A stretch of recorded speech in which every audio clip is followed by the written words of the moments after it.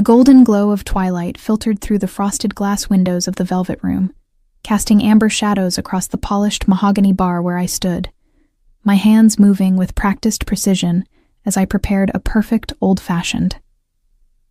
At 24 years old, I had spent the last 3 years perfecting my craft behind this bar, memorizing not just drink recipes, but the stories of every regular who walked through those doors. Mrs. Chen always ordered a French 75 on Wednesdays after her pottery class. Marcus wanted his Manhattan extra dry with 3 cherries, never 2. Old Mr. Petrov preferred his vodka neat, served in a chilled glass that I kept in the freezer specifically for him. "Luna, table 6 needs their drinks 10 minutes ago," snapped Greg Thornton, our supervisor, his breath already carrying the telltale scent of whiskey even though his shift had only started an hour ago. His bloodshot eyes tracked my movements with the intensity of someone looking for any excuse to assert his dwindling authority. Greg had been with the Velvet Room for 15 years, watching as the bar's reputation slowly declined from Manhattan hotspot to neighborhood dive. He blamed everyone but himself for the empty tables and the dwindling profits. "Coming right up," I responded smoothly, already reaching for the premium gin that table 6's order required. My fingers danced across the bottles, measuring, pouring, garnishing with the efficiency of someone who had made these drinks thousands of times. The couple at table 6 were celebrating their anniversary, and I had taken the liberty of adding a complimentary chocolate-covered strawberry to their tray, a small gesture that cost the bar pennies but created memories worth far more. The evening rush was just beginning to build, and I could feel the familiar rhythm taking over my body. This was when I felt most alive, when the world narrowed down to the sound of ice clinking in shakers, the smooth pour of premium spirits, and the grateful smiles of customers who appreciated genuine craftsmanship. My dark hair was pulled back in a sleek ponytail, and my simple black vest and white shirt were immaculate, despite the chaos of the dinner service. Presentation mattered in this business, almost as much as the quality of the drinks themselves. "You think you're so special, don't you?" Greg muttered as he passed behind me, deliberately bumping my shoulder hard enough to make me spill a few drops of vermouth. "Making those fancy garnishes, chatting up the customers like you own the place. You're just a bartender, sweetheart. Don't forget it." I bit back the sharp retort that rose in my throat. Greg had been getting progressively worse over the past few months, his drinking escalating along with his verbal abuse. I had complained to the general manager twice, but Mr. Patterson seemed more interested in avoiding confrontation than protecting his staff. The Velvet Room was hemorrhaging money, and everyone was too busy scrambling to save their own positions to care about a young bartender's complaints about a supervisor with seniority. What I didn't know was that sitting in the corner booth, partially obscured by the decorative screen that separated the main floor from the VIP section, was Damian Sterling. At 35, he had built an empire of boutique hotels across Manhattan, each one a carefully curated experience that catered to discerning travelers who valued authenticity over ostentation.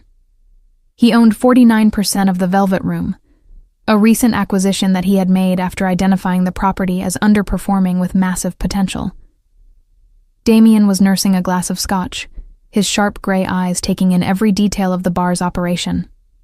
He had arrived unannounced, preferring to observe his investments in their natural state, rather than during the carefully orchestrated tours that managers loved to arrange. His dark suit was impeccably tailored, and his presence commanded attention, even though most of the staff had no idea who he was.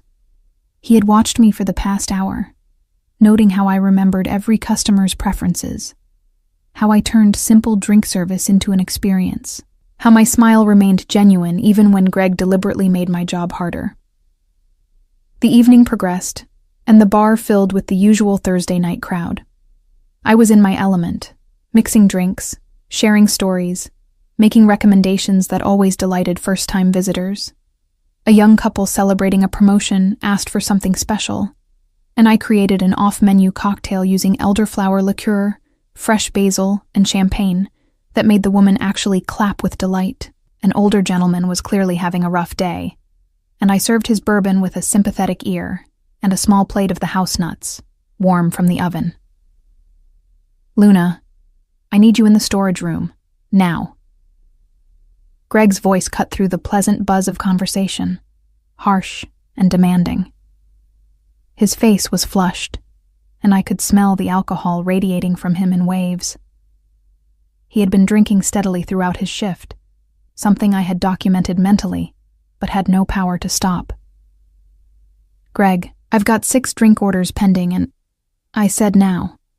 His hand clamped around my upper arm, fingers digging in hard enough to leave marks. We need to discuss your attitude problem. My heart began to race, not with fear exactly, but with the recognition that this situation had escalated beyond normal workplace tension. The storage room was in the back of the building, away from customers and cameras, a place where Greg had cornered other female staff members for conversations that always left them shaken and quiet. Let me finish these orders first, I said firmly, trying to pull my arm free. Whatever you need to discuss can wait 10 minutes. You don't tell me what can wait, Greg snarled, his grip tightening. You think you're better than me? You think these customers care about you? You're replaceable, Luna. There's a line of pretty girls who would kill for your job. He started dragging me toward the back hallway, his fingers bruising my arm as I stumbled over my feet. The customers were starting to notice, conversations faltering as they watched the scene unfolding. I saw Mrs. Chen half rise from her seat, concern written across her face. Marcus was already pulling out his phone, probably debating whether to call the police.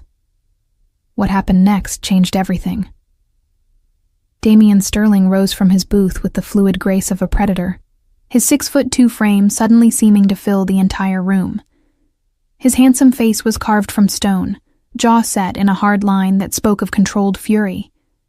He moved swiftly across the floor, his expensive shoes making no sound on the hardwood as he closed the distance between himself and Greg. Remove your hand from her arm, now. His voice was quiet, almost conversational, but it carried an undercurrent of absolute authority that made everyone in the bar fall silent. Greg spun around, his drunken bravado making him stupid. Mind your own business, pal. This is between me and my employee. Your employee? Damian's eyebrow arched slightly, and I caught something dangerous flickering in his eyes. Interesting, because I own this establishment, and I don't recall authorizing supervisors to assault my staff. The blood drained from Greg's face so quickly, I thought he might faint. His hand released my arm as if I had suddenly become electrified, and he stepped back, swaying slightly on his feet. Mr. Sterling, I didn't. I was just... She has an attitude problem and I was going to... You were going to drag a female employee half your size into an isolated storage room while intoxicated on duty. Damian's words were precise, each one landing like a hammer blow. Do I have that correct? I stood frozen, my arm throbbing where Greg's fingers had dug in, watching this stranger defend me with a ferocity that was both terrifying and intoxicating. Damian Sterling. The name clicked into place suddenly. I had heard whispers about the mysterious investor who had bought into the Velvet Room, but I had never seen him before tonight. It wasn't like that, Greg stammered, his earlier aggression evaporating like morning mist. Luna and I were just going to have a conversation about her performance. Her performance? Damian turned to survey the bar, his gaze taking in the customers watching with rapt attention. I've been sitting here for 90 minutes. In that time, I've watched her serve 43 drinks, every single one perfect. She remembered 17 different customer preferences without consulting notes. She created a custom cocktail that had a customer literally applaud. She increased the check average at her station by 38% compared to the other bartender on duty. And she did all of this while you made her job progressively more difficult with your drinking and your harassment.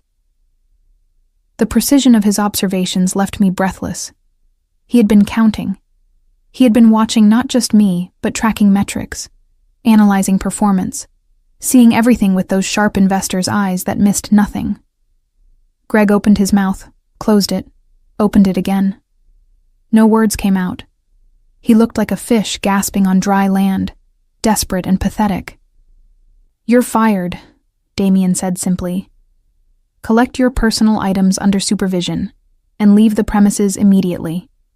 You'll receive your final paycheck minus any damages. If you contest this decision or speak negatively about this establishment or any of its employees, I will personally ensure that you never work in hospitality in this city again. Am I clear?" "You can't just," Greg started, but the look Damien gave him could have frozen hell itself. "I can, and I have. Leave. Now." Greg slunk toward the back office, his shoulders hunched in defeat. The entire bar remained silent, watching him go. Then, slowly, applause started from table 6, spreading across the room until everyone was clapping. Some customers were even standing, and I felt tears prick the corners of my eyes. Damien turned to me then, his expression softening slightly, though his eyes still held that razor-sharp intelligence that seemed to dissect everything it touched. "Luna Mitchell, correct? I've been reviewing the financials for the Velvet Room.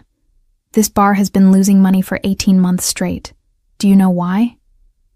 I swallowed hard, acutely aware that every eye in the bar was still on us, though the regular din of conversation was slowly resuming. My arm throbbed where Greg had grabbed me, but I ignored it, focusing instead on the man standing before me. Damien Sterling radiated an aura of controlled power that was utterly different from Greg's bullying aggression. This was authority earned through competence, not demanded through fear. "Poor management," I said quietly, but with conviction. Greg scheduled the wrong staff during peak hours, refused to update the cocktail menu despite customer requests, and bought cheap liquor while charging premium prices. The regulars noticed. They started going elsewhere. Damien's lips curved into something that might have been a smile, though it didn't quite reach his eyes. "Exactly. I've been trying to understand why a bar in this location, with this building's history and potential, was bleeding money.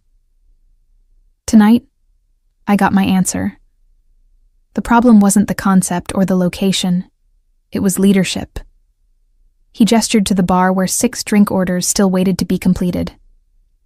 "Finish your orders, then meet me in the office in 30 minutes. We need to talk about your future here." My heart stuttered in my chest. "My future?" "Consider it a job interview," he said, and this time the smile reached his eyes, transforming his stern face into something almost warm. "Though based on tonight's performance, it's more of a formality." He walked away before I could respond, moving through the crowd with the easy confidence of someone who owned half of Manhattan. Customers parted for him instinctively, and I noticed several women watching his departure with appreciative glances.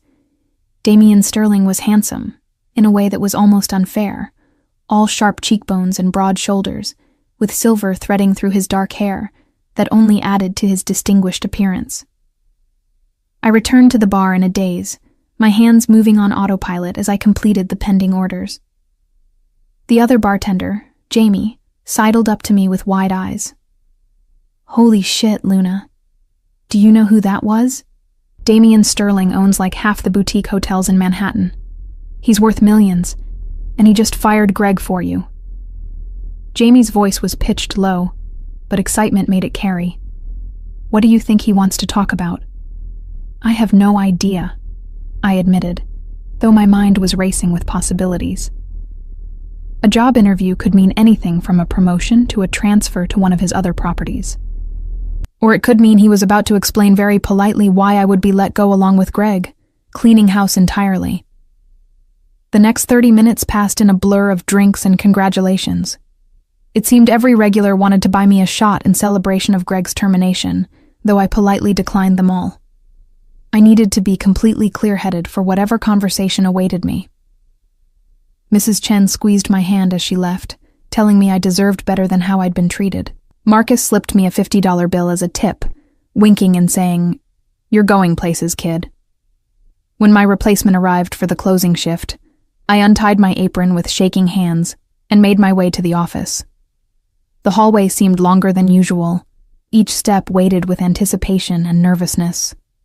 I could hear raised voices from inside, the general manager, Mr. Patterson's whiny tone alternating with Damien's calm, implacable responses. But we can't just fire supervisors without documentation and proper procedures. I can fire anyone I want. I own this establishment. Or have you forgotten that detail? Mr. Sterling, with all due respect, if you had any respect, you would have addressed the hostile work environment months ago when Luna filed her complaints. Complaints that I had to discover by reading through HR files because you certainly never informed me. I knocked softly on the door, interrupting what was clearly an uncomfortable conversation for Mr. Patterson. Damien's voice called out for me to enter, and I stepped into the cramped office that smelled of stale coffee and desperation. Mr. Patterson looked like he wanted to melt into the floor. His comb-over was disheveled, and sweat stained the armpits of his cheap shirt. Damien, in contrast, looked as fresh as if he had just arrived. His suit still crisp, his expression neutral but his eyes sharp as broken glass. "Luna, please sit," Damien said, gesturing to the only other chair in the room besides the one he occupied behind the desk. Mr. Patterson remained standing, looking like he desperately wanted to escape, but didn't dare leave without permission. I sat, folding my hands in my lap to keep them from shaking. This close to Damien, I could smell his cologne. Something expensive and subtle with notes of cedar and bergamot. It was the kind of scent that whispered wealth rather than shouting it. "I've been conducting an analysis of all my hospitality investments," Damien began, his gray eyes locked on mine with unsettling intensity. "The Velvet Room has the worst performance metrics of any property in my portfolio. But tonight, I witnessed something interesting. I watched you turn every customer interaction into a positive experience. I saw you upsell without being pushy, create customer loyalty through genuine service, and maintain professionalism under hostile working conditions." He pulled out a tablet and turned it to show me a spreadsheet covered in numbers and graphs. "Your section generated 43% more revenue than any other bartender on staff, and customer satisfaction scores are significantly higher during your shifts. You have a gift, Luna. The question is whether you're interested in using it beyond this bar." "What exactly are you offering?" I asked, proud that my voice remained steady despite the racing of my heart. "I'm opening a new hotel in 3 months, the Sterling Grand, Upper East Side. It's going to be the flagship of my collection, targeting ultra-high-net-worth clients who value discretion and exceptional service. The rooftop bar will be the crown jewel of the property. I need someone to design the beverage program, hire and train the staff, and manage the operation. Someone who understands that hospitality is about creating experiences, not just serving drinks." He paused, letting the weight of his words settle. "I'm offering you the position of beverage director. Your salary would be triple what you make here, plus profit-sharing bonuses. You would have complete creative control over the menu and operations, with a budget that would make your head spin. You would report directly to me." I couldn't breathe. Triple my salary, complete creative control, a flagship property. It was everything I had dreamed about during those long nights mixing drinks while Greg breathed whiskey fumes down my neck and told me I was lucky to have a job. Why me? The question escaped before I could stop it. "You must have access to experienced beverage directors, people with impressive resumes and industry connections." Damien leaned back in his chair, steepling his fingers under his chin. "I've hired plenty of people with impressive resumes. What I've learned is that credentials don't equal competence. You have something that can't be taught in hospitality school. You genuinely care about the customer experience. You notice details. You remember that Mr. Chen drinks French 75s on Wednesdays, and that Marcus wants 3 cherries, not 2. That attention to individual preference, that dedication to craft, that's what creates legendary establishments. I don't have formal training," I warned, even as part of me screamed to accept immediately before he changed his mind. "I learned everything on the job." "Some of the best talents in this business are self-taught," Damien countered. "What you lack in formal training, you make up for in instinct and work ethic. I'm not looking for someone who can regurgitate textbook theory. I'm looking for someone who can create an experience that makes guests return again and again." Someone who can turn a hotel bar into a destination. Mr. Patterson made a strangled noise from his position by the door. Mr. Sterling, Luna is under contract here for another 6 months. We can't just... Her contract included provisions about a safe working environment, Damien said coldly, not even bothering to look at the general manager. Given tonight's events and the documented complaints that were ignored, I'm confident any judge would agree that contract is null and void. But to avoid legal complications, I'll buy out the remainder of her contract. Consider it a severance payment for the hostile environment she endured under your management. He returned his attention to me. I need an answer, Luna. I don't make offers like this frequently, and I don't keep them open indefinitely. Are you ready to step into a larger role? Are you ready to prove that you're more than just a talented bartender? Time seemed to slow down. I thought about the last 3 years of my life. The bruises on my arm from Greg's grip. The countless times I had bitten my tongue to keep my job. I thought about my tiny studio apartment in Queens. The student loans that seemed to grow faster than I could pay them. The dreams I had buried under layers of practical survival. Yes, I said firmly. I accept. Damien's smile was genuine this time, and it transformed his entire face. Excellent. You start Monday. We'll spend the first month planning the beverage program together. I've cleared my schedule for strategy sessions twice a week. Bring your ideas, Luna. All of them. I want this bar to be unlike anything Manhattan has ever seen. He stood and extended his hand. I rose and shook it, his grip firm and warm. Welcome to Sterling Hotels. I think this is the beginning of a very productive partnership. As I left the office, walking past a stunned Mr. Patterson, I felt like I was floating. The bar had emptied except for the closing staff, but Jamie rushed over immediately. Well, what happened? Are you fired? Are you getting promoted? I'm leaving, I said, and even I could hear the wonder in my voice. I'm going to be the beverage director for Damien Sterling's new flagship hotel. Jamie's jaw literally dropped. You're kidding. Luna, that's incredible. When do you start? Monday. The next 3 months passed in a whirlwind of activity that left me exhilarated and exhausted in equal measure. True to his word, Damien cleared his schedule for our twice-weekly strategy sessions, which always took place in his sleek office overlooking Central Park. The space was a study in understated luxury, all clean lines and expensive materials, with walls covered in architectural renderings of his various properties. Our first meeting was slightly awkward. I arrived in my best professional outfit, a navy dress that I had bought specifically for the occasion, carrying a leather portfolio filled with ideas I had been scribbling down for years. Damien was on a phone call when I arrived, speaking rapid-fire Italian to someone about construction delays at one of his Rome properties. He gestured for me to sit, and I tried not to stare at how effortlessly he switched between languages, his voice taking on different cadences and rhythms. When he finished the call, he turned his full attention to me, and I was once again struck by the intensity of his focus. Damien didn't just listen.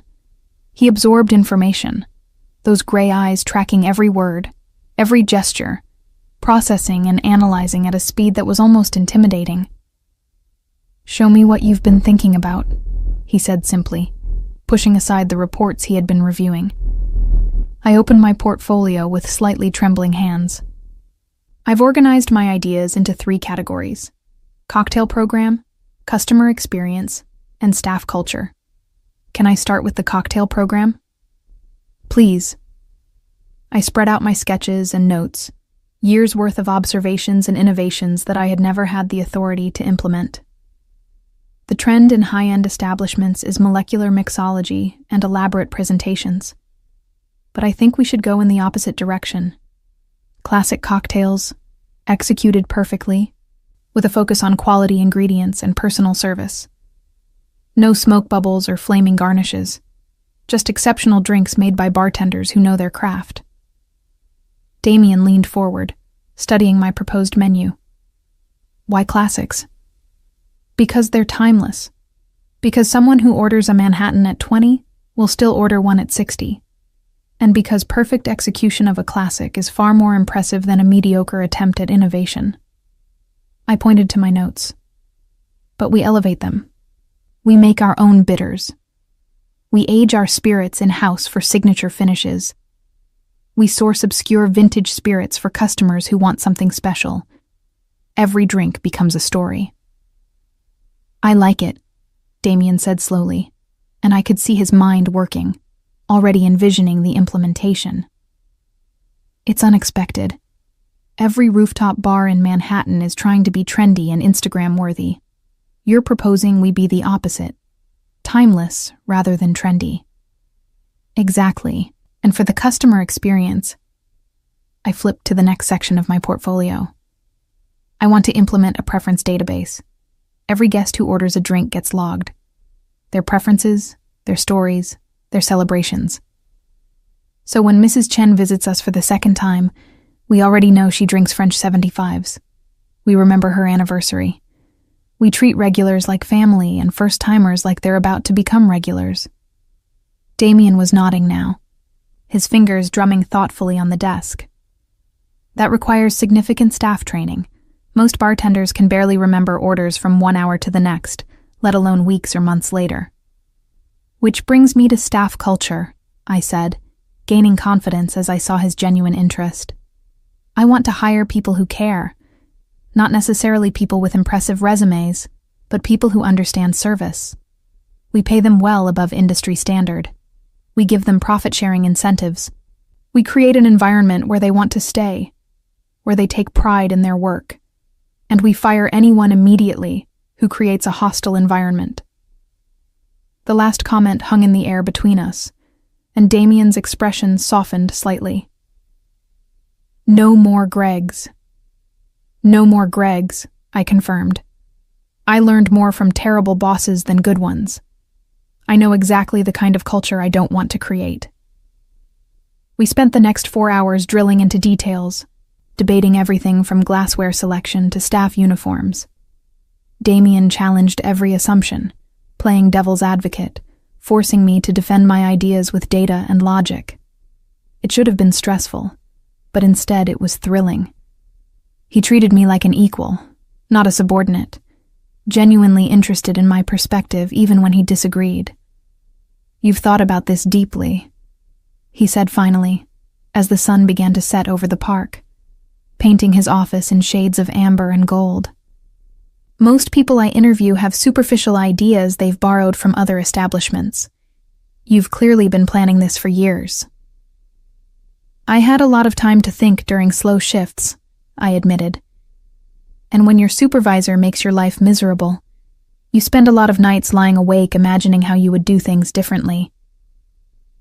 Greg did you a favor then, though I don't recommend his management style. Damien stood and walked to the window, looking out over the city. I built my business by identifying wasted potential, underperforming properties that needed better management, talented people stuck in situations that didn't recognize their value. You were both. And now you have a chance to prove that my instinct was correct. I won't let you down, I promised. He turned back to me, and there was something in his expression that I couldn't quite read.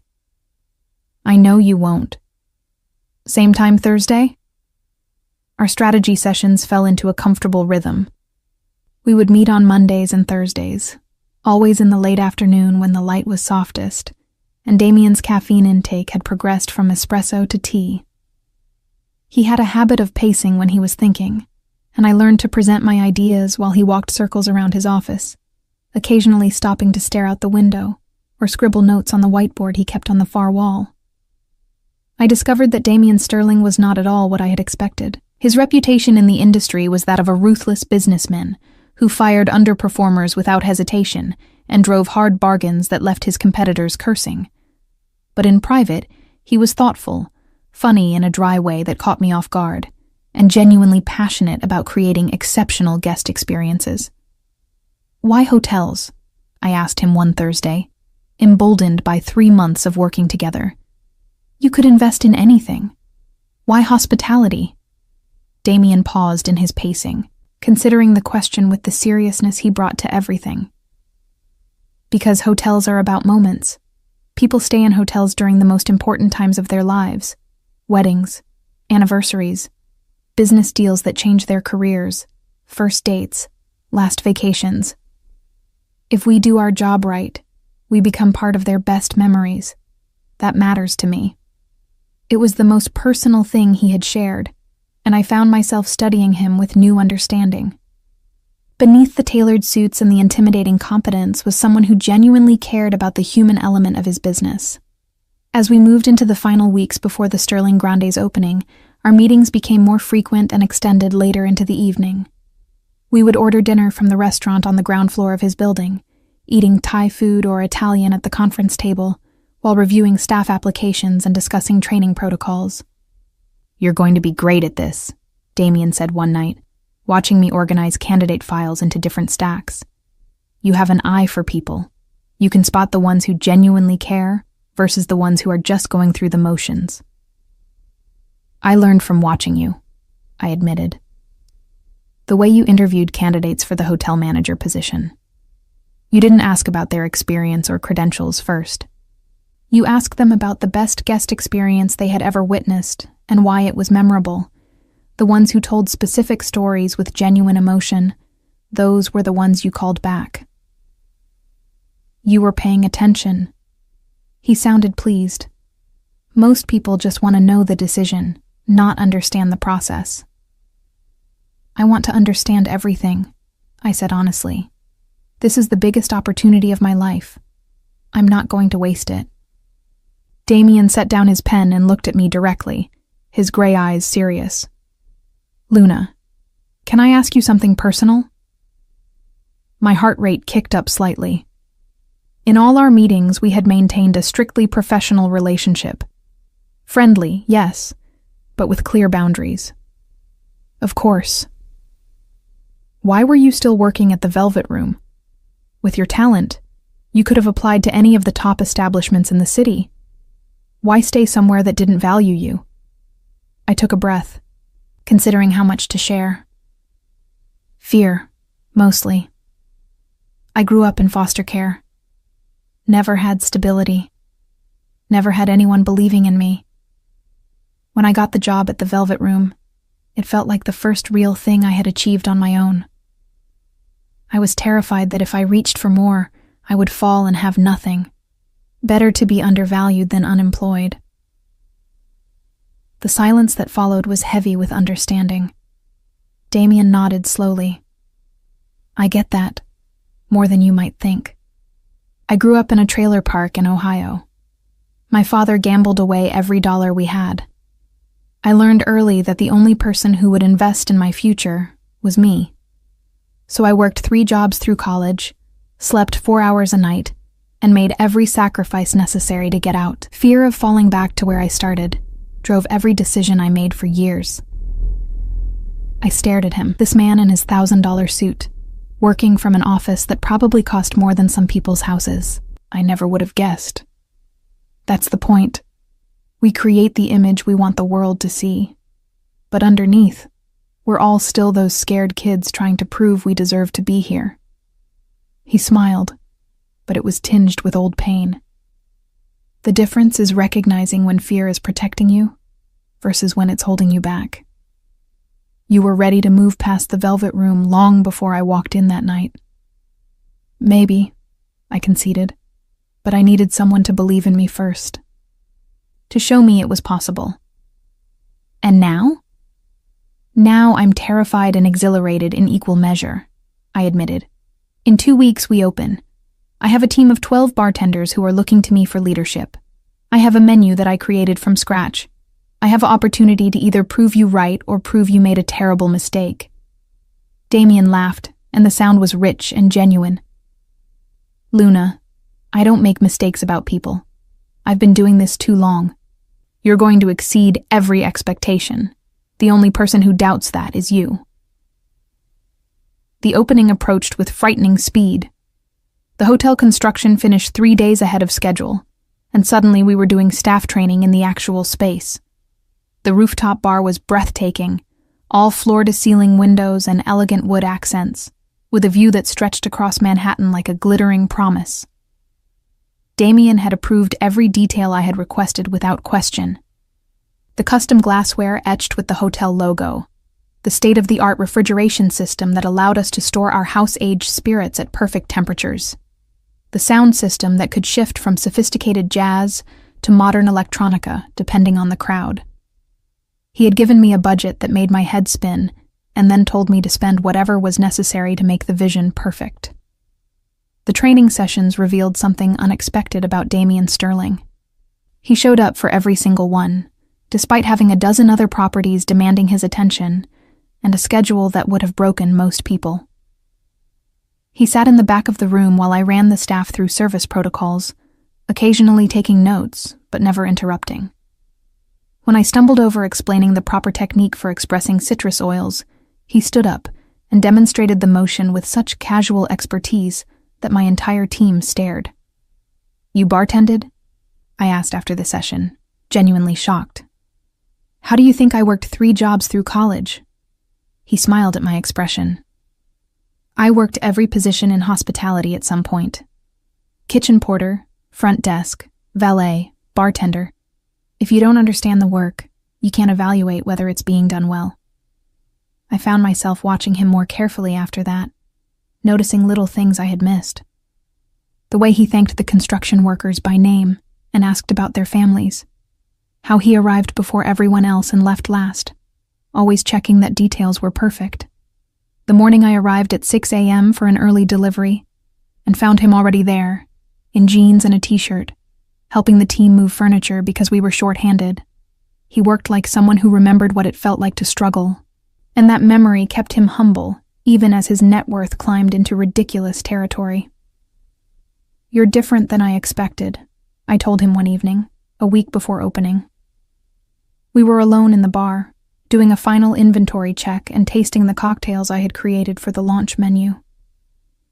Damien looked up from the old-fashioned he was sampling. "How so?"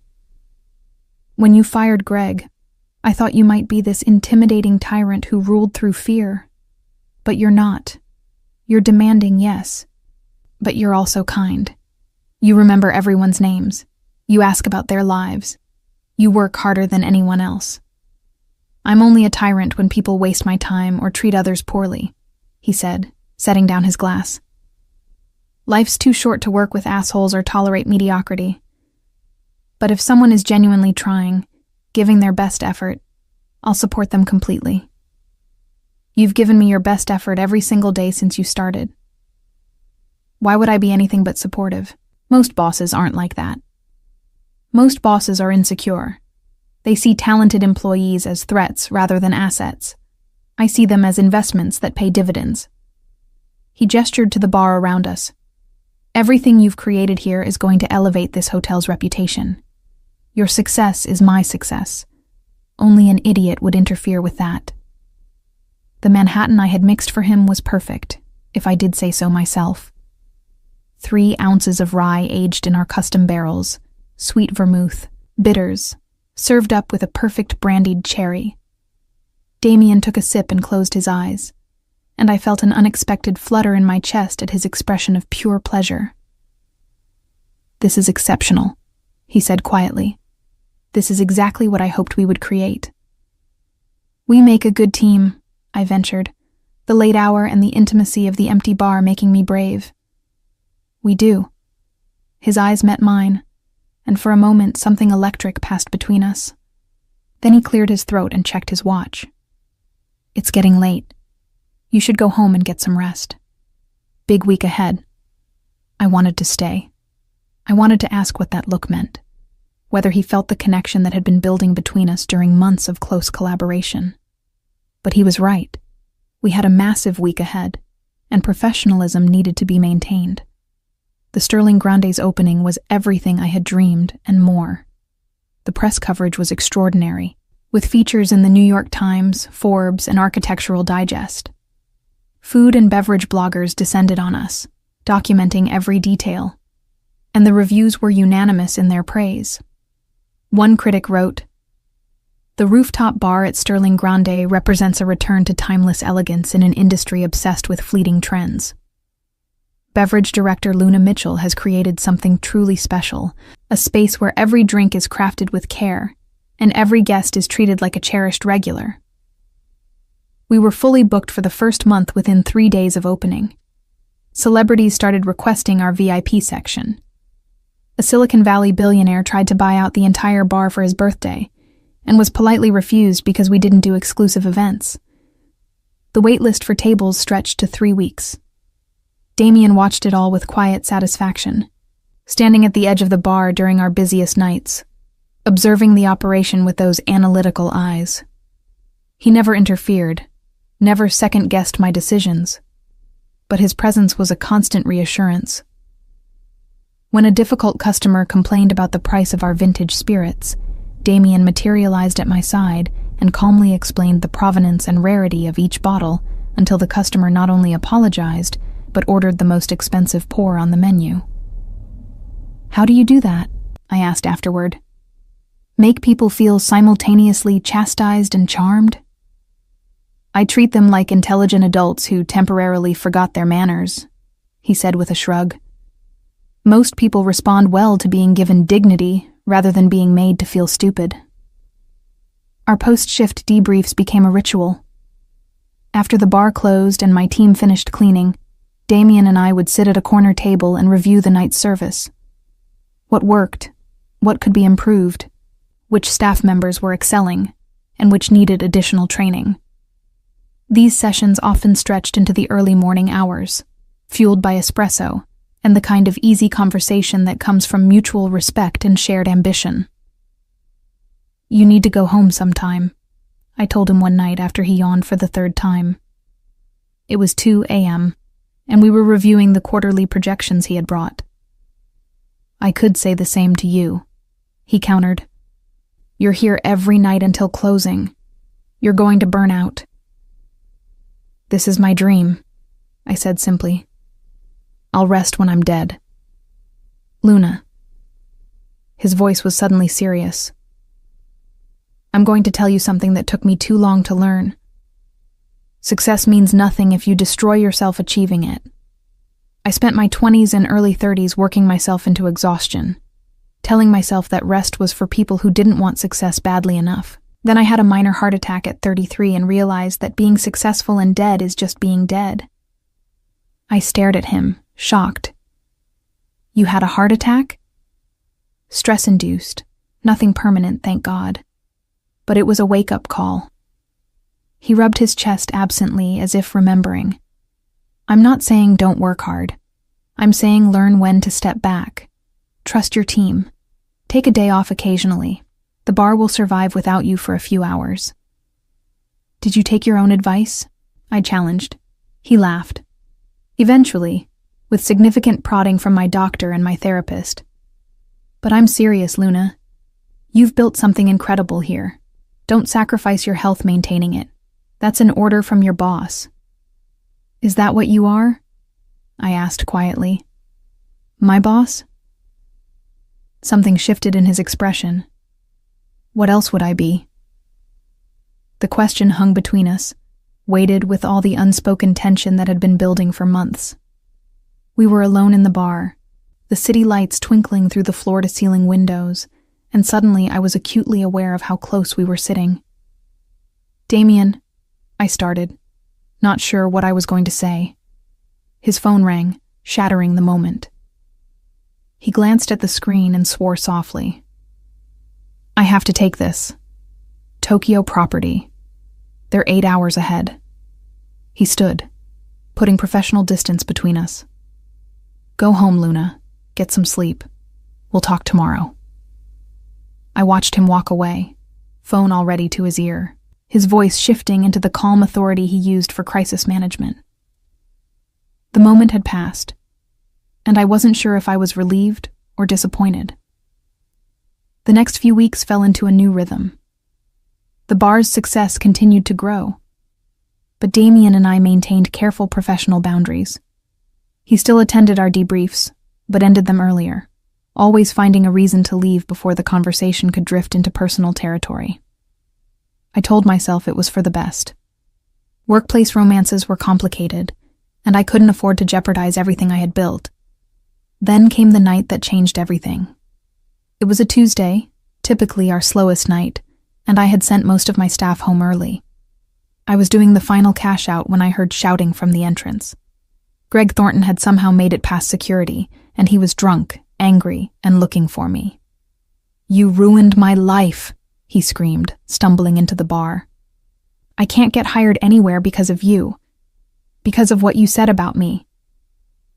I stood frozen behind the bar, my hand instinctively reaching for the phone to call security. "Greg, you need to leave. You're trespassing. I'm not going anywhere until you tell Sterling the truth. Tell him you lied about me, that I never did anything wrong. Tell him." Greg advanced on the bar, and I could smell the alcohol radiating from him. "I didn't lie. You assaulted me. Multiple witnesses saw it." "I barely touched you. You're just some oversensitive little—" He grabbed a bottle from the bar and smashed it against the counter, sending glass flying everywhere. "You want to play victim? I'll give you something real to cry about." I backed away, my heart pounding, looking for an escape route. Greg was between me and the exit, and the broken bottle in his hand glinted dangerously under the lights. Then Damien was there, appearing from nowhere, like an avenging angel. He moved with a speed that belied his size, grabbing Greg's wrist and twisting until the bottle clattered to the floor. In one smooth motion, he had Greg face down on the bar, arm locked behind his back. "Security is on their way," Damien said, his voice deadly calm despite the fury in his eyes. "You have two choices. Leave now voluntarily, or leave in handcuffs when the police arrive. Either way, you're done." Greg struggled weakly, but Damien's grip was unbreakable. "She ruined everything," Greg slurred. "Everything." "No," Damien said quietly. "You ruined your own life by being a bully and a drunk. Luna just refused to be your victim. Now choose, police or exit." "Exit," Greg mumbled, all the fight draining out of him. Damien released him, and security personnel materialized to escort Greg out of the building. I was shaking, adrenaline flooding my system now that the danger had passed. Damien turned to me immediately, his stern expression transforming into concern. "Are you hurt? Did any of the glass hit you?" I shook my head, not trusting my voice. My hands were trembling so badly I had to clasp them together to keep them still. The reality of what had almost happened was crashing over me in waves, and suddenly I couldn't catch my breath. Hey, it's okay. You're safe now." Damien was around the bar in seconds, his hands gentle on my shoulders. "Luna, look at me. Deep breaths, in through your nose, out through your mouth. That's it. Just breathe." I focused on his voice, using it as an anchor to pull myself back from the edge of panic. His hands were warm and steady, grounding me in the present moment. Gradually my breathing slowed, the shaking subsided, and I became aware that I was gripping his arms hard enough to leave marks. "I'm sorry," I whispered. "I don't know why I'm reacting like this." He didn't even touch me. "You're experiencing an adrenaline crash after a threatening situation. It's completely normal." Damien's thumb brushed across my shoulder in a gentle, soothing motion. "And you have nothing to apologize for. That man terrorized you for years, and tonight he came back to finish what he started. Your reaction is completely justified."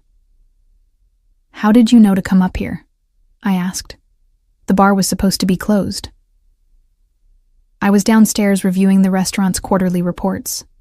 I heard the commotion and came to investigate." His jaw tightened. "I should have had better security protocols. He should never have made it past the lobby. It's not your fault. I'm responsible for the safety of everyone in this building. That includes you. Especially you."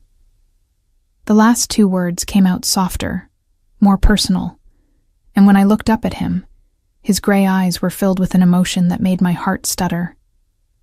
Especially me, I echoed. Damien's hands were still on my shoulders, and I could feel the tension in his body, like he was holding himself back from something. Luna, we need to talk. Not as employer and employee, as two people who have been circling around something for months and pretending it doesn't exist. My breath caught. Damien. I tried to maintain professional boundaries.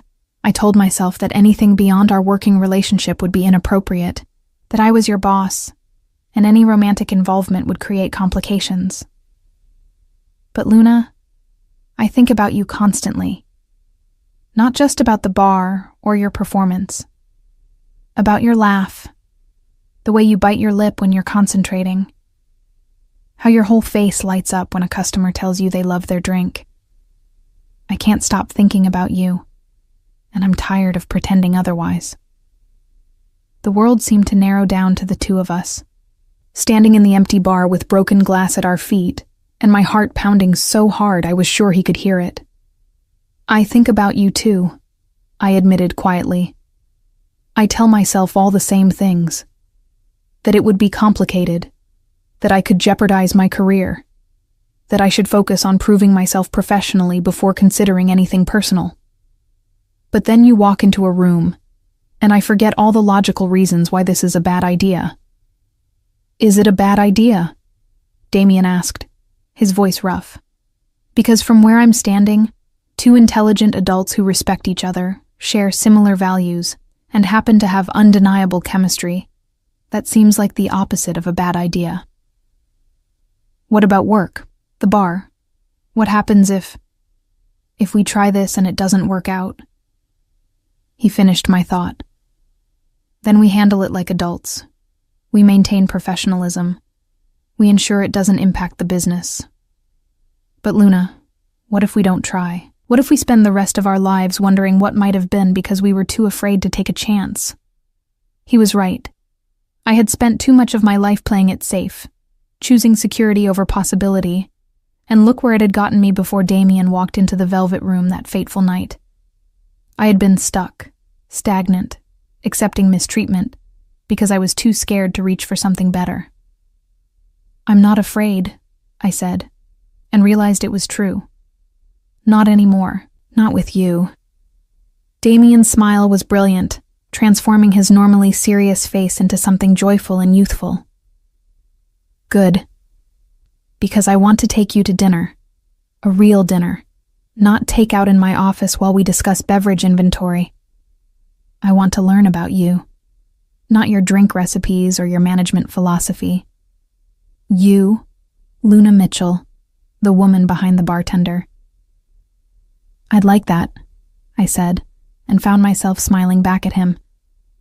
How about tomorrow? I know a small Italian place in the village. Very private, incredible food, and the owner owes me a favor so we can have the back room to ourselves. That sounds perfect. Damien's hands moved from my shoulders to gently cup my face, his thumbs brushing across my cheekbones. I'm going to kiss you now. If that's not okay, tell me. Instead of answering with words, I rose on my toes and closed the distance between us. The kiss was gentle at first, tentative, like we were both testing unfamiliar territory. Then Damien's arms wrapped around my waist, pulling me closer, and the kiss deepened into something that made my knees weak and my pulse race. When we finally pulled apart, both breathing hard, Damien rested his forehead against mine. I've wanted to do that for months. Why did you wait so long? I asked. Because I needed to be sure. Sure that what I was feeling wasn't just physical attraction or the thrill of a successful business venture. Sure that you felt the same way. Sure that I could offer you something real, not just a workplace fling that would complicate everything. He pulled back slightly to look at me directly. I don't do casual, Luna. If we're doing this, I'm all in. I want to see where this goes. No games, no ambiguity. I want you, and I want everyone to know it. Won't that create problems with the staff? With your business partners? The staff will adjust. They respect you, and they'll respect us maintaining professionalism at work. As for my business partners, they can deal with it. I'm 35 years old. I've earned the right to date whoever I want without asking permission. He brushed a strand of hair from my face. Unless you're worried about what people will say. I thought about it honestly. I'd be lying if I said the optics don't concern me. The young bartender dating her older, wealthy boss. Some people will assume I slept my way into this position, that I don't deserve my success. And what do you say to those people? I say they can look at my work and draw their own conclusions. I earned this position before we ever kissed, and anyone who can't see that isn't worth worrying about. I surprised myself with the conviction in my voice. That's my girl, Damien said proudly. Let them talk. We know the truth, and that's what matters.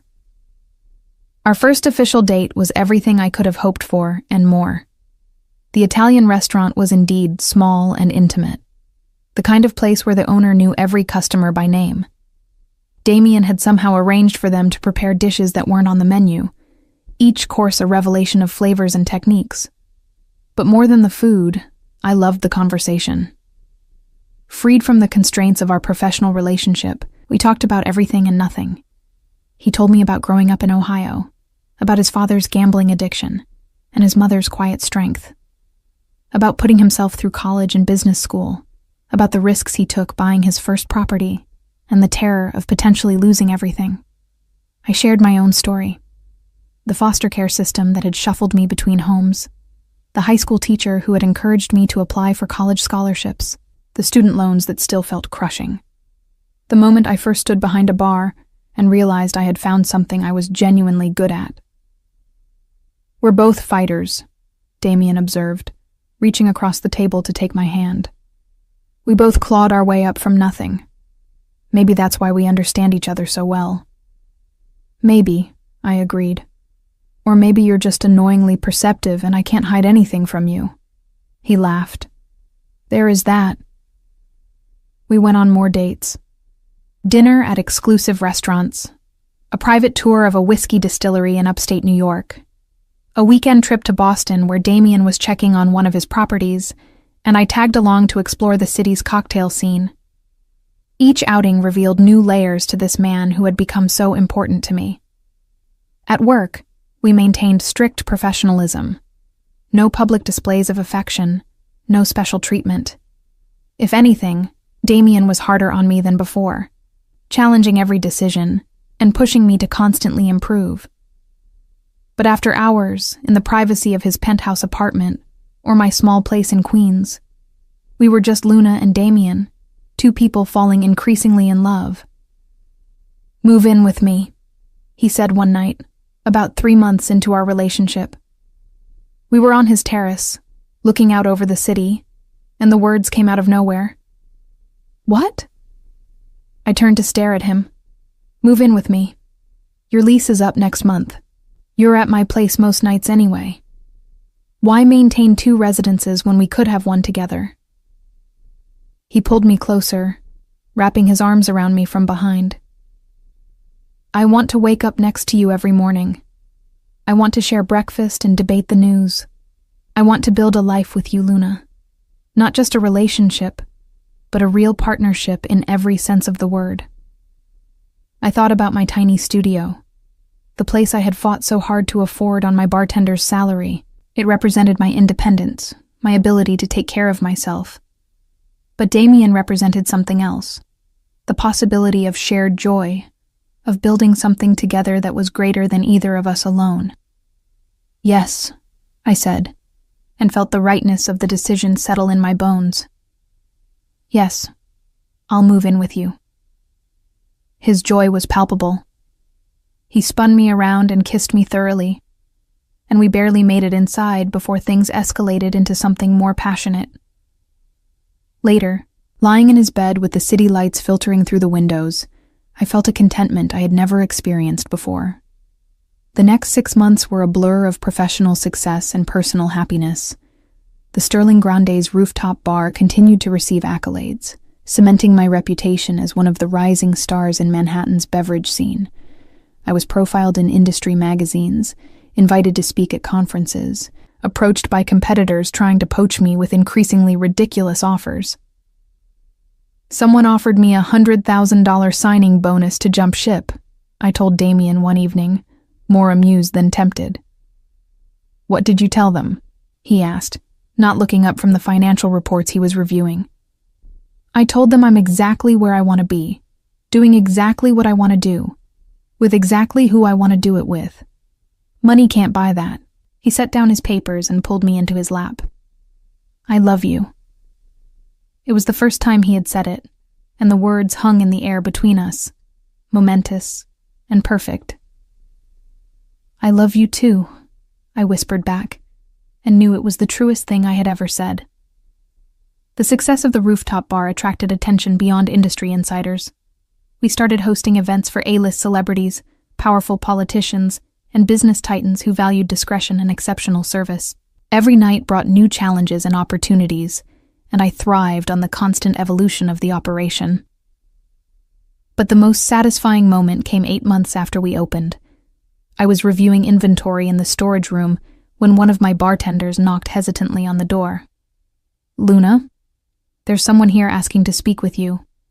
He says it's about a job. I looked up from my spreadsheet. We're not hiring right now. Send him to the website to fill out an application. He's insistent. Says he knows you. His name is Greg Thornton. My blood ran cold. Greg. After the incident where he had broken into the bar drunk and threatening, Damien had gotten a restraining order. Greg wasn't supposed to be anywhere near the property. Call security immediately, I said, standing up. I'll handle this. When I emerged from the storage room, I found Greg standing at the entrance to the bar, looking drastically different from the last time I had seen him. He had lost weight, his clothes hung loosely on his frame, and his face was gaunt. But more striking was his demeanor. The aggressive swagger was gone, replaced by something that looked like genuine humility. Luna, he said quietly as I approached, 2 security guards flanking him. Please, just give me 5 minutes. Then I'll go, and I won't bother you again. I promise. Every instinct screamed at me to have him removed immediately, but something in his eyes made me pause. This wasn't the drunk, angry man who had terrorized me for years. This was someone who had hit rock bottom and was crawling his way back up. You have 3 minutes, I said coldly, and security stays right here. Fair enough. Greg took a deep breath. I'm here to apologize, not to ask for anything, not to make excuses. Just to apologize. What I did to you at the Velvet Room was wrong. All of it. The verbal abuse, the way I grabbed you, showing up here drunk and threatening. I was a terrible boss and a worse person. You were, I agreed, giving him nothing. I've been in treatment. Alcohol rehab, anger management, therapy, the works. And part of my recovery is making amends to the people I hurt. You were at the top of that list. His voice cracked slightly. I can't get hired anywhere in hospitality now. My reputation is destroyed, and that's my own fault. I'm working as a dishwasher at a diner in New Jersey, trying to rebuild from nothing.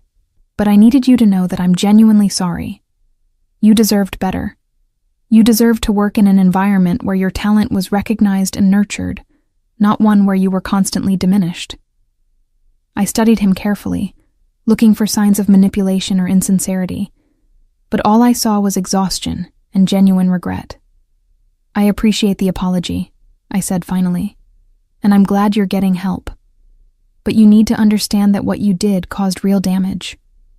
I have bruises from where you grabbed me. I had panic attacks for weeks after you broke in here. Your actions had consequences beyond just ruining your own career. I know, Greg said miserably. And I'm not asking for forgiveness. I don't deserve it. I just wanted you to know that I understand what I did was wrong, and I'm trying to be better. Damien appeared then, materializing at my side with the protective instinct that still surprised me sometimes. Is there a problem here? Greg's face went pale at the sight of the man who had destroyed his career with a single decision. No, sir. I was just leaving.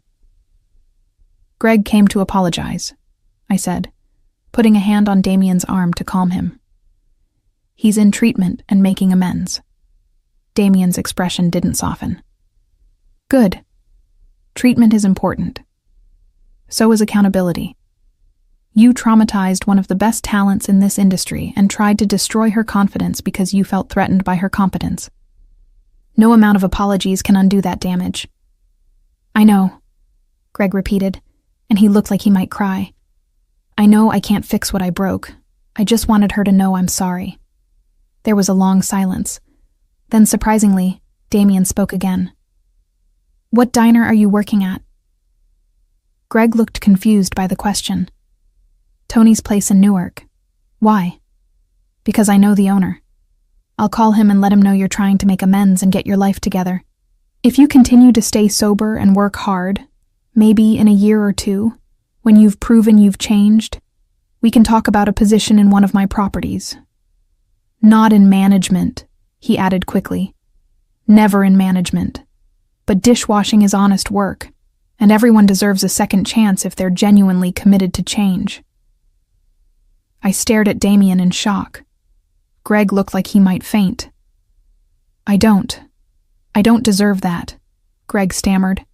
No, you don't, Damien agreed bluntly. But Luna believes in giving people opportunities to grow. And if she can see past what you did to her, then I can extend a conditional olive branch. Conditional on you staying sober, staying in treatment, and proving over an extended period that you've genuinely changed. The moment you slip back into old behaviors, you're done. Understood? Yes, sir. Thank you, sir. Thank you both. Greg's voice was thick with emotion. I won't let you down. You already let us down once, I said firmly. The question is whether you can do better going forward. Time will tell. After Greg left, escorted out by security, I turned to Damien. That was generous. More generous than he deserved. I learned a long time ago that holding grudges only hurts the person doing the holding, Damien said, pulling me close. Greg destroyed his own life through his actions. We didn't need to pile on. And if there's a chance he's genuinely changed, helping him rebuild doesn't cost us anything. Besides, you taught me that everyone deserves a shot at redemption. You got one when I walked into the Velvet Room that night. Why shouldn't he? I kissed him then, right there in the bar with staff and customers watching, not caring about professionalism or appearances. I love you so much. I love you too. Now, want to help me with something? Always. Damien led me to his office and pulled out a set of architectural plans. I'm acquiring a new property in Brooklyn. Historic building. Amazing bones. Perfect location. I want to convert it into a boutique hotel, and I want you to design the entire beverage program for it. Bar, restaurant, room service, events. The whole package. But this time, you'll also oversee the hiring of the food and beverage director who will manage the day-to-day operations. I stared at the plans, excitement and nervousness warring in my chest. You want me to move beyond just bartending? To design entire F&B programs? You've proven you can do it. The Sterling Grande's bar is the most successful component of the entire hotel. Guests book rooms specifically to have access to your bar. You have a gift for understanding what people want before they know they want it. I'd be stupid not to leverage that across all my properties. He leaned against the desk, watching my reaction. This would be a significant promotion. More responsibility, more money, more creative freedom, but also more pressure. You'd be designing programs, not just executing them. Training directors, not just bartenders. Building something from the ground up and then trusting others to maintain it. I want to do it, I said immediately. It's terrifying, but I want to do it. Good. Because I already bought the building and construction starts in 3 months. He grinned at my expression. I had faith you'd say yes. The next year was the busiest and most fulfilling of my life. I threw myself into designing the Brooklyn Properties food and beverage program, traveling to distilleries and vineyards, consulting with chefs, and developing concepts that pushed the boundaries of traditional hotel hospitality. Damien gave me complete creative freedom, trusting my instincts even when they seemed unconventional. At home, our relationship deepened into something that felt unshakable. We had learned to balance professional partnership with personal intimacy, to support each other's ambitions while making time for the quiet moments that kept us grounded. Sunday mornings became sacred, a time when we deliberately unplugged from work and just enjoyed being together. We would cook elaborate breakfasts, read the newspaper, argue good-naturedly about everything from politics to the best way to make hollandaise. "Marry me," Damien said one Sunday morning, the words casual but his eyes intense. I looked up from the eggs I was scrambling. "What?" "Marry me. I don't have a ring yet because I wanted to ask you first before I started shopping.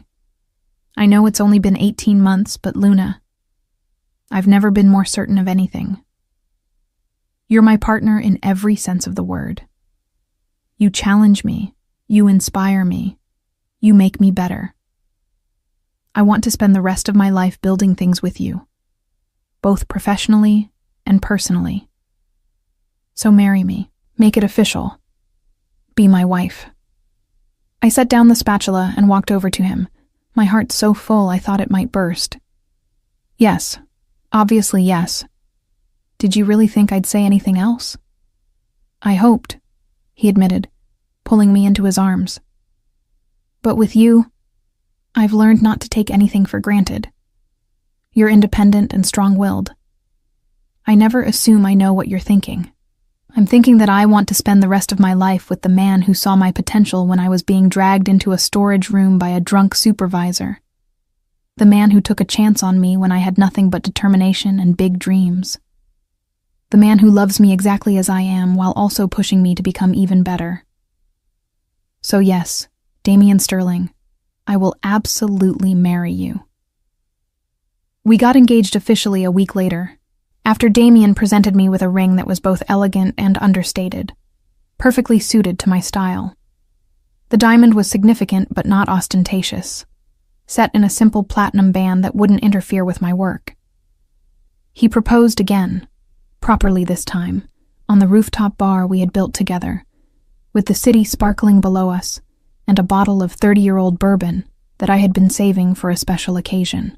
"I've been saving this bourbon for someone who would appreciate it," I told him as I poured 2 glasses. "Someone who understood that the best things in life are worth waiting for. I didn't know it at the time, but I was waiting for you." "To us," Damien said, raising his glass. "To the bartender who became a beverage director, to the partnership that became a love story, and to the future we're going to build together." "To us," I echoed, and we drank to the promise of everything still to come. The wedding was small and intimate, held on the Sterling Grande's rooftop with only close friends and family. My former co-workers from the Velvet Room came, all of them thrilled to see how far I had risen. Even Greg Thornton sent a card, congratulating us and thanking us again for the second chance that had allowed him to rebuild his life. He was still sober, still working hard, and had recently been promoted to kitchen manager at Tony's place. As I stood on the terrace in my simple white dress, looking at Damien in his impeccably tailored suit, I thought about the journey that had brought us here. From the night he walked into the Velvet Room and defended me against Greg, through the months of building the bar together, to the moment we admitted our feelings and took a chance on each other. It had been unconventional, complicated, and sometimes scary, but it had also been the best decision of my life. "I love you," I said, as we exchanged vows, my voice carrying clearly in the warm evening air. "I love the way you see potential in people and places that others have written off. I love how you work harder than anyone else while still making time for what matters. I love that you challenged me to dream bigger and then gave me the tools to make those dreams reality. I promise to be your partner in all things, to challenge you as much as you challenge me, and to build a life with you that's worthy of the faith we've placed in each other." Damien's eyes were suspiciously bright as he said his vows. "I love your determination, your creativity, your refusal to settle for anything less than excellence. I love how you remember every customer's story and make each person feel valued. I love that you made me believe in second chances and redemption. I promise to support your ambitions, to trust your instincts, and to never take for granted the gift of having you in my life. You are my best investment, my greatest success, and the love I didn't know I was looking for until you walked into my life." As we sealed our promises with a kiss, I heard the staff from the bar cheering below, their affection genuine and their celebration heartfelt. Mrs. Chen was crying happy tears. Marcus was probably already planning an epic after-party. The team I had built, the family I had chosen, all gathered to witness the beginning of this new chapter. "Ready to build our next project together?" Damien whispered in my ear as we waved to our guests. "Always," I replied. "What did you have in mind?" "How about a family? And maybe expanding the hotel empire to include international properties, and continuing to prove that the best partnerships are built on mutual respect and shared dreams." "That sounds perfect," I said, and meant it with every fiber of my being. As the sun set over Manhattan, painting the sky in shades of amber and rose, Damien and I toasted our marriage with the 30-year-old bourbon I had saved for this exact moment. The taste was complex and rich, with notes of caramel and oak and something indefinable that made it extraordinary. Like our story, it had taken time to develop its full potential, but the wait had been worth it. From bartender being dragged into a storage room by an abusive supervisor, to beverage director married to the man who had rescued her and then become her partner in every sense, my journey had been unexpected and transformative. But as I stood on that rooftop, surrounded by love and possibility, I knew that this was only the beginning. Damien and I had built something remarkable together, and we would continue building for years to come. The supervisor who had tried to break me was now washing dishes and working on his redemption. The bar I had created was the talk of Manhattan.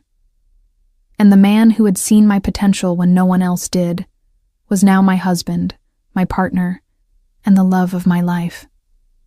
Sometimes the best stories start in the darkest moments, when someone reaches out a hand and says, "You deserve better than this." And sometimes, if you're brave enough to take that hand and bold enough to believe in yourself, those stories have the happiest endings of all.